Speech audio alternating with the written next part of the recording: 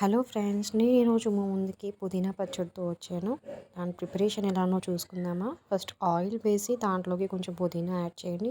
నేను 3 కట్టల పుదీనా తీసుకున్నానండి.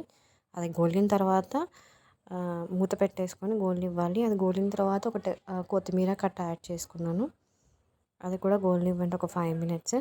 నెక్స్ట్ దాంట్లోకి పచ్చిమిర్చి తీసుకున్నాను. ఒక 10 to 15 పచ్చిమిర్చి తీసుకొని అది గోలడానికి కొంచెం టైం పడుతుందండి. ఒక 10 మినిట్స్ గోలిన తర్వాత దాంట్లోకి మళ్ళీ ఒక 3 టమాటోస్ అండ్ కొంచెం చింతపండు రవ్వ తీసుకొని వేసాను.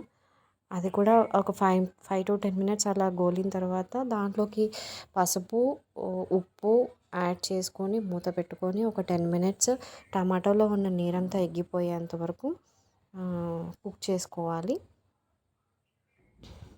అలా చూపించిన విధంగా కుక్ చేసుకోవాలండి. దాంట్లోకి నీరు వస్తుంది కదా, ఆ నీరంతా ఇంకిపోయేదాకా ఉంచుకోవాలి. ఇలా వస్తుంది. ఇప్పుడు దీన్ని మిక్సీలోకి వేసుకొని ఎల్లుల్లిపాయలు ఇంకా జీలకర్ర యాడ్ చేసుకొని మిక్సీ పట్టుకోవాలి. పట్టుకున్నాక పోపు వేసుకోవాలండి. ఆయిల్ వేసుకొని జీలకర్ర, ఆవాలు, ఎండుమిర్చి వేసుకొని పోపు వేసుకుంటే ఇలా వస్తుంది.